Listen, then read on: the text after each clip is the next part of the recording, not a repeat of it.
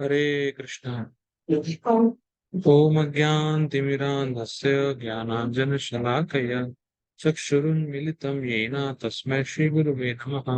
नमः विष्णुपादाय कृष्णपृष्ठाय भूतले श्रीमते भक्तिवेदान्त स्वामिनेति नामिने। नमस्ते सारस्वते देवे गौरवाणी प्रचारिणे निर्विशेष शून्यवादी पाश्चात्य देशतारिणे। जय श्री कृष्ण चैतन्य प्रभु नित्यानंद श्री अद्वैत गदाधर श्रीवासादि गौर भक्त वृंदा। हरे कृष्णा कृष्ण कृष्ण हरे हरे, हरे राम राम राम हरे हरे। हरे कृष्णा। तो आज मैं ट्रेन में ट्रेवल करने वाला हूँ, तो मैं प्लेटफॉर्म पे बैठ के क्लास दे रहा हूँ। संघर्ष स्ट्रगल, कोई बात नहीं, ऐसा लगता है क्लास देना कहीं भी दो, कृष्ण की महिमा का वर्णन कहीं भी करें तो वहां लाभ ही लाभ। ठीक है, तो आज हम लोग टाइम के टॉपिक को आगे बढ़ाएंगे। तो हम लोगों ने कल यहाँ पे खत्म किया था कि युग का समय क्या होता है, और युग के समय जो लोग रहते हैं उनकी आयु क्या होती है, और वो किस स्वभाव के होते हैं। तो हम लोगों ने चर्चा किया है। आज हम लोग पार्शियल और कंप्लीट प्रलय के समय को देखेंगे। देखिए, ये जो क्रिएशन है ये टेम्परेरी, तो जो भौतिक प्रकृति है वो शाश्वत है। लेकिन जो एक क्रिएशन है, मतलब क्रिएशन का होना फिर प्रलय होना, होना प्रलय होना, होना प्रलय होना, ये चलता रहता है। तो ये जो क्रिएशन है टेम्परेरी है। जैसे इस भौतिक जगत में कोई भी चीज अगर बनी है तो वो नष्ट भी हो, तो ऐसे ही जब ये भौतिक जगत बनता है तो इसका नष्ट होना भी अवश्यंभावी है, इनएविटेबल। ठीक है, तो जो जगत है, जो जो ये भौतिक जगत है, एक समय आता है जब ये पूरा खत्म हो जाता है, और एक समय आता है जब इसका आधा हिस्सा खत्म होता है। तो हम लोग उस समय को देखने वाले हैं। तो देखिए, पूरे एक दिन, मतलब पूरे 12 घंटे ब्रह्मा के, उसमें 14 मनु आते हैं। मनु वो होते हैं जो एक, जैसे जैसे अपने यहाँ किसी, जैसे मान लीजिए कोई देश है, जैसे इंडिया है, तो उसका प्रधानमंत्री है, पीएम है, प्रेसिडेंट है, जो कि उसको रूल करता है इंडिया पे। और जो वो नियम बनाएगा वो सब लोग मानेंगे। अगर शोर हो रहा होगा तो माफ कीजिएगा, थोड़ा सा अनाउंसमेंट वगैरह हो रहा है। ठीक है, तो वैसे ही मनु क्या होता है, मनु जो है इस पूरे भारत को, जो पूरा ये प्लेनेटरी सिस्टम है, सातों प्लेनेटरी सिस्टम है, उसको रूल करता है मनु। ठीक है, तो 12 घंटे ब्रह्मा के जो दिन होते हैं उसमें 14 मनु होते हैं। और हर मनु लगभग एक 71 दिव्य युग रूल करता है। और ब्रह्मा के 12 घंटे में 1000 दिव्य युग होते हैं। और दिव्य युग क्या होता है, जब आप सतयुग, त्रेता, द्वापर और कलयुग को जोड़ देंगे तो वो एक दिव्य युग बनता है। ठीक। अब क्या है, जैसे ही एक मनु का जो राज्य है उसका समय खत्म होता है, तब एक प्रलय होता है। जैसे मान लीजिए, जैसे ब्रह्मा जी के 12 घंटे में दिन के 14 मनु आते हैं, तो फर्स्ट मनु रूल कर रहा है। अब फर्स्ट के बाद जब सेकंड मनु रूल करेगा, तो उसके बीच में एक प्रलय आता है, जिसको बोलते हैं पार्शियल प्रलय या पार्शियल एनाइलेशन। ठीक है। अब क्या है, उसका समय देखिए। जैसे सतयुग 17,28,000 साल का होता है। ठीक है। हाँ, अब क्या है, जैसे हर मनु के चेंज होने पे प्रलय आता है, वैसे ही जब ब्रह्मा जी के 12 घंटे दिन के खत्म हो जाते हैं, तब एक प्रलय आता है। देखिए, फर्स्ट प्रलय क्या है कि ब्रह्मा जी के 12 घंटे का दिन चल रहा है, उसमें 14 मनु आते हैं। जब जब एक मनु चेंज होता है, प्रलय आता है। जब ब्रह्मा जी के दोपहर के 12 घंटे खत्म होते हैं, तब एक प्रलय आता है। ठीक है, तो ये अभी तक हम लोगों ने दो प्रलय देख लेंगे। ठीक है, थोड़ा टाइम लगेगा समझने में, लेकिन इसको समझना बहुत जरूरी है।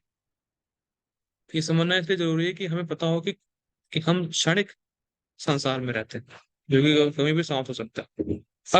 अब ये प्रलय होता कैसे है। आप सब जानते हैं कि हर ब्रह्मांड के अंदर गर्भोदशाई विष्णु शयन करते हैं, और गर्भोदशाई विष्णु शयन करते हैं संकर्षण के ऊपर। तो संकर्षण के मुख से अग्नि प्रकट होती है, जिससे डिस्ट्रक्शन होता है।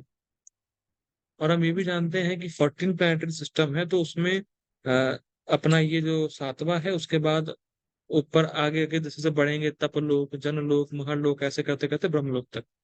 तो जब पार्शियल एनाइलेशन होना होता है, जब हर मनु के बाद प्रलय होना होता है, और जब ब्रह्मा जी के दिन के 12 घंटे के बाद प्रलय होना होता है, तब केवल महर लोक तक प्रलय होता है। मगर लोक के ऊपर जो लोक हैं, जो प्लैनेट्स हैं, वो उसमें प्रलय नहीं होता। और जो नीचे के जो लोग होते हैं वो सब ऊपर चले जाते हैं। मतलब जैसे मान लीजिए महर लोक के नीचे जितने भी लोग हैं वो सब ट्रांसफर हो जाएंगे हायर प्लैनेटरी सिस्टम में, जहां प्रलय नहीं हो रही होती। ठीक है। और विद इन नो टाइम वो जो भी जितना भी प्रलय होना होता है वो पूरा अग्नि में और पानी में चला जाता है। और अब क्या है, प्रलय रहता कब तक है? प्रलय रहता है 36,000 साल तक। जब ब्रह्मा जी के 12 घंटे के बाद जो प्रलय आता है, और ठीक है, और जब मनु का जब चेंज होता है, तो 36,000 साल तक वो प्रलय रहता है। मतलब उसमें आंधी तूफान अग्नि सब चलता रहता है। ठीक है।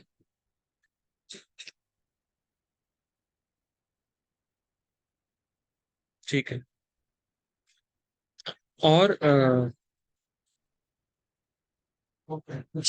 ठीक है। और जब ब्रह्मा जी सो जाते हैं, तब जो है ये जो पूरा जो तीन लोक है वो पानी में समा जाता है। और 12 घंटे के बाद जो प्रलय होती है, देखिए जो मनु के चेंज होने का समय है, उसमें महर लोक तक प्रलय होता है। लेकिन जब 12 घंटे दिन के ब्रह्मा जी खत्म हो जाते हैं तो पूरा ही खत्म हो जाता है। पूरा खत्म होने का अंदर सेंस ये है कि कोई गतिविधि नहीं होती। जैसे हम लोगों ने पढ़ा कि महर लोक तक हो गया फिर सारे लोग ऊपर चले गए, नहीं उसमें ऐसा नहीं होता। उसमें ब्रह्मा जी सो रहे होते हैं तो सब कुछ नीचे का ठप हो जाता है। ठीक है। और उसके बाद जब जब ब्रह्मा जी दोबारा उठते हैं, तो फिर दोबारा भगवान कृष्ण ब्रह्मा जी के हृदय में क्रिएशन का ज्ञान देते हैं, और फिर वो क्रिएशन करते हैं। मतलब ऐसा होता है कि जैसे जैसे आज आज मान लीजिए मेरे दिन की शुरुआत हुई, तो मैंने क्रिएशन का ज्ञान लिया। तो जब तक मेरा दिन रहा, जब तक मैं सोया नहीं, तब तक क्रिएशन चल रही है। मैं सोया, मैं सारा ज्ञान भूल गया, फिर अगले दिन उठा, फिर भगवान ने मुझे ज्ञान दिया, फिर दिन भर ज्ञान रहा, फिर मैं सो गया, फिर भूल गया, फिर उठा, ऐसे चलता रहता है ब्रह्मा जी के साथ। तो ब्रह्मा जी का जब दिन रहता है तो उनको क्रिएशन का ज्ञान रहता है, जब ब्रह्मा जी सोते हैं सब कुछ भूल जाते हैं, तो अगले दिन फिर भगवान उनको याद दिलाते हैं। और अगला दिन उनका देखिए कितना खतरनाक है। उनका अगला दिन होता है 1000 दिव्य के बाद। मतलब अभी हम लोग ब्रह्मा जी के दिन में ही है। हाँ, तो हमें ये समझना होगा कि हम लोग कितने क्षणिक, मतलब कितने कितने गिरे हुए स्थिति में, और अपने आप को इतना महान मानते हैं, पर हम बिल्कुल महान नहीं है। ठीक है, ये समझना है हमें। ठीक है। तो फिर अपने जब सो रहे होते हैं तो ब्रह्मा जी दोबारा ख्याल लेते हैं कि वो दक्षा विष्णु से कैसे उनको रिक्रिएट करना है। और जब ब्रह्मा जी सो रहे होते हैं, तब जितने भी जो जीव आत्मा होते हैं तो वो गर्भदक्षा विष्णु के उदर में वास करते हैं। ठीक है, ध्यान दीजिएगा, जब मनु बदलता है तो महर लोक तक डिवास्टेशन होता है। जितने भी लोग होते हैं महर लोक के ऊपर चले जाते हैं। लेकिन जब ब्रह्मा जी सो जाते हैं तो जितने भी जीवात्माएं हैं वो गर्भदशा विष्णु के उदर में रहती हैं। तो दोबारा क्रिएशन होती है तो उनको दोबारा शरीर मिलता है। तो ये दो दो एनालिसिस हम लोगों ने देख लिया। अब तीसरा है जब पूरा ही समाप्त हो जाता है, मतलब सब कुछ समाप्त हो जाएगा, कुछ बचेगा ही नहीं, ब्रह्मा जी भी नहीं बचेंगे, ब्रह्मा जी भी मर जाएंगे। और वो होता है 311 ट्रिलियन 40 बिलियन ईयर्स के बाद, यानी ब्रह्मा जी के 100 साल के बाद वो होता है। और वो है 311 ट्रिलियन 40 बिलियन ईयर्स। तब क्या होता है, तब महाविष्णु जो है सांस लेते हैं। देखिए, जब महाविष्णु सांस छोड़ते हैं तो ब्रह्मांड आते हैं। तो जब ब्रह्मांड आते हैं तो ब्रह्मा जी के 100 साल तक वो ब्रह्मांड रहते हैं। तो उसमें प्रलय हुआ पार्शियल, फिर बन गया, प्रलय हुआ बना, प्रलय हुआ बना, प्रलय हुआ बना। फिर लेकिन जब महाविष्णु सांस ले लेते हैं, सब खत्म हो जाता है, ब्रह्मा जी भी खत्म हो जाते हैं, और वो होता है 311 ट्रिलियन 40 बिलियन ईयर्स के बाद। और तब जो है अनंत शेष अपनी अग्नि प्रकट करते हैं, और अनंत शेष के थर्ड आई से रुद्र प्रकट होते हैं, जो डांस करते हैं। उन्होंने देखते हैं ना, प्रलय का डांस करते हैं शिव भी, तो वो रुद्र है। हम लोग 11 रुद्र होते हैं, तो उसमें से वो रुद्र जो है वो संकर्षण होते हैं, और वो पूरा जो है क्रिएशन को समाप्त कर देता है।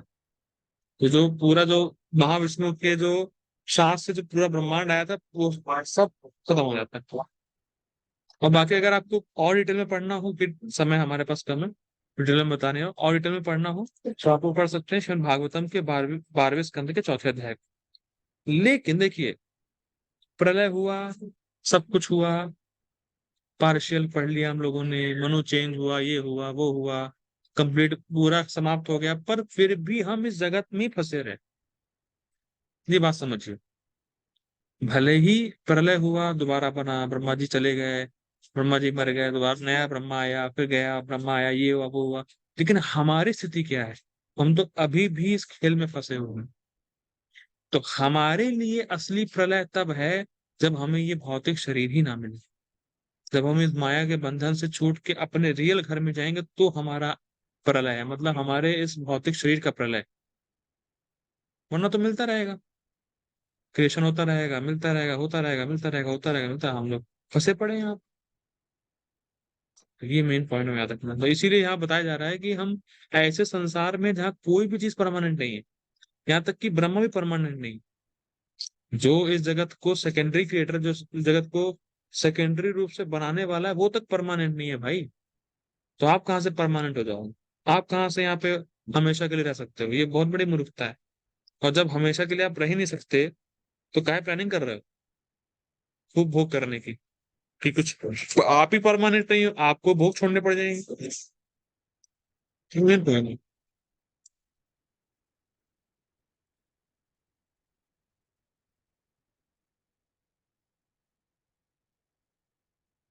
ठीक है, हम लोग ऐसा करते हैं, हम लोग ये कर लेंगे क्योंकि ओके, तो ये हम मुझे लगता है कि इसके दो पार्ट और लगेंगे। मैं क्लास में छुट्टी ले रहा हूँ, तो अब ऐसा है कि मुझे जाना है एक जगह, तो मेरी ट्रेन का टाइम हो गया, तो मैं निकलता हूँ। मैं बैठा हुआ था, ट्रेन का वेट कर रहा था, तो मैंने कहा, प्लेटफॉर्म पे था, तो मैंने कहा क्यों ना क्लास ही हो जाए। ठीक है। शिल प्रभुपाद की जय, हरे कृष्णा। मुझे पता है कि मैं कनाडा में, तब से क्लास बहुत लंबी नहीं हो पा रही, लेकिन ठीक है, चलिए, हो पा रही है, बहुत अच्छी बात है। ये कृष्ण की कृपा है, क्योंकि मैं इतना बिजी रहता हूँ यहाँ पे, इतना फास्ट लाइफ है यहाँ पे, तो उसमें समय निकालना, क्लास देना, अपने आप में कृपा है। लेकिन मैं चाहता हूँ कि इस मुझे 15 टॉपिक लेने हैं, तो 15 में शायद छठा सातवां टॉपिक चल रहा है। जब हमारे 15 टॉपिक खत्म हो जाएंगे, तब फिर मैं आराम से श्रीमद् भागवतम शुरू कर दूँ। ठीक है। चलो, प्रभुपाद की जय, हरे कृष्ण।